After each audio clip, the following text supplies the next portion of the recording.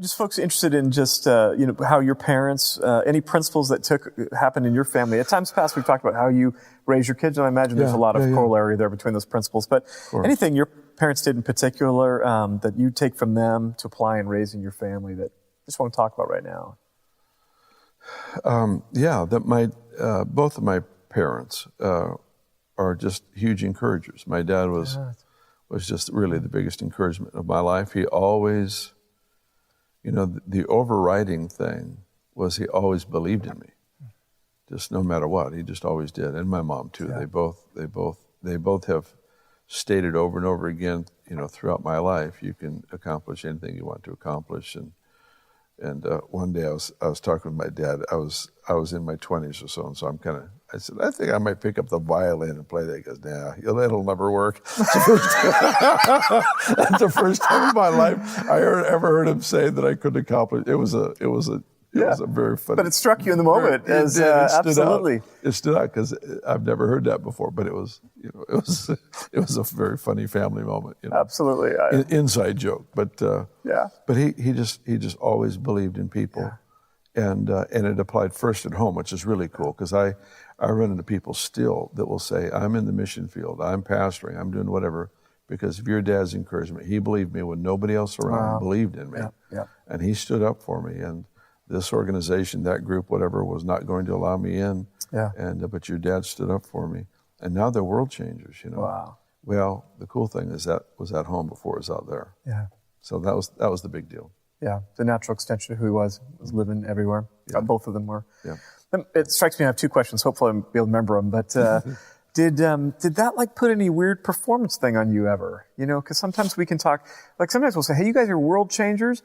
And we'll have people come back after 2 or 3 years and go, I'm a failure. I haven't changed the world yet. It's just like, that's not quite what we meant, And did you have a sense of that, it creating performance, or was it good, or the way it was given is like, no, it didn't have a lot of strings attached to it, or? Yeah, it wasn't attached to a requirement, It wasn't attached to a behavior or something. I mean, I wasn't that good at school. I mean, my grades were fine because I could pull it out, but it was just an overall encouragement. If there was any performance attached to it, I never caught it because I was never good at it. I never went, oh no, I've got to earn more favor or something. Gotcha. I don't ever remember that. If I went through that season, I forgot. Yeah. But no, it was never that I recall. I don't ever remember attached to where I felt like I had to somehow perform. Gotcha. I sometimes did because I was a pastor's kid. Yeah. And that was in a real time of change. Today, pastor's kids don't face, at least in our culture, they don't face the same pressure. They probably feel like they do, but it does seem like it's a different pressure than you 30 or 40 years ago. No, you don't. Trust me. Oh, yeah. It's a different culture. I remember the pastors that I was raised up under, they were going to go on a mission trip to Europe, but they sent a publicity photo, and she had earrings on. Canceled the whole trip for the publicity photo. Yeah. There's a different level of world. Thank you, Jesus. Yeah.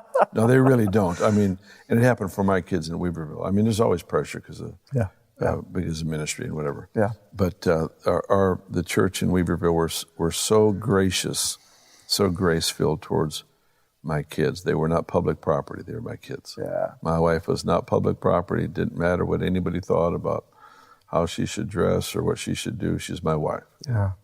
And that was the approach, and the church really honored that. And I think that's spreading. It's certainly not like it used to be. Yeah, I think so as well. My dad wanted to play sports, and that was a big deal. Play sports in high school, And so my grandmother. A big deal? How? Like a big deal? Like we're not so sure this is good? Yeah. No, you don't. You don't involve yourself in that stuff. Okay. The church was against it. Yeah. And she just cried out to God. She got alone with the Lord, and she came out and said, I forget her language because it would be Minnesotan, kind of approach, old style, Swedish and Norwegian background. But she said, athletes. Athletes is okay. She came out with a conclusion that he could play, and that was Okay. just a big deal. And she took a lot of heat for the fact that he was involved in high school sports. So back then, it was a lot different than now. Yeah. In some ways better, Yep. so in some ways worse. Absolutely. But the other thing that occurred to me is that maybe your parents didn't face this, but is there a time, when you give just belief in people, sometimes people they're wanting to play the violin when they have no aptitude for it. It's just you can't play. Yeah, just that'll never happen. So, but in a real sense, does that happen to you in a way that you're like, there's sometimes you can't just give that belief unconditionally in something, or do you just figure, I'll sort that out later? I'm just going to believe in them, the person. Are you asking about me treating people or my parents? I guess I'm kind of whichever one is like applicable, and maybe we just stick with your parents if you want, but you already told me that he believed in you just regularly and consistently. So I'm not sure you have a story where he's able to go, son. Yeah, I also didn't challenge him. I didn't come home and say, I'm going to be an astronaut. He might have gone, son, ain't going to happen. No, he really believed I could do anything. I mean, if I were to say I was going to go into politics or practice law or whatever, he would be right there. He'd be right there. Yeah. So as far as my approach to people, oftentimes people will have a dream. Let's say they want to be an actress. Yeah. Okay. Whether or not they have the aptitude for that is yet to be proven. But there's a desire in them that is manifesting in their desire to be an actress. Yeah. That dream is still alive, even if they don't become an actress, because it takes on an expression somewhere else. In other words, there's a gifting, there's a desire, a passion in them that, the way they identify it is, I want to be an actress or a baseball player, or I want to be a politician or whatever. But that they've got a drive in them that may find fulfillment somewhere else. If the Lord turns this away, that same passion. It's a weird example, but I remember some of the great missionaries in the Assemblies of God went to Lebanon many, many years ago to start a TV ministry. They're friends of our family. And when they got there, everything that brought them there fell apart. And they ended up starting this other little ministry called Book of Life. Oh, wow. And it's this massive, world-changing, incredible ministry of the Assemblies that actually started. Their dream took them here. A crash and burn. Yeah, and it looked like it wasn't fulfilled. But it was. Yeah. It was fulfilled greater here.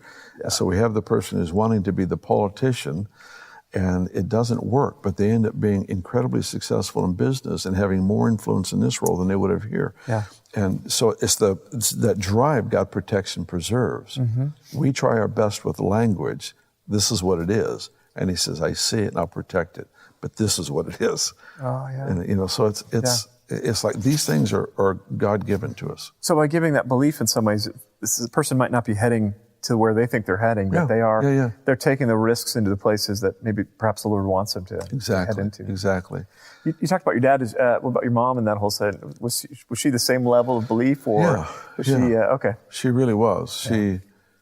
She's such a incredible. They were just such people of excellence. Yeah. Just with everything. Yeah.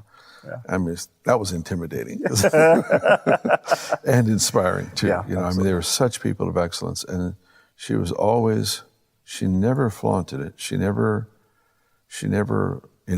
so look at my handwriting, now compare it to yours. She would never do that. It spoke for itself. Exactly. It's obvious that I have the physician's handwriting. Yeah. But no, it was always, I don't remember any time where it wasn't encouragement. There was always the encouragement. There were challenges along the way, of course, that were always brought on by me, but no, it was always encouraging. Always just an overall confidence and faith in each child for what they were born to do, so.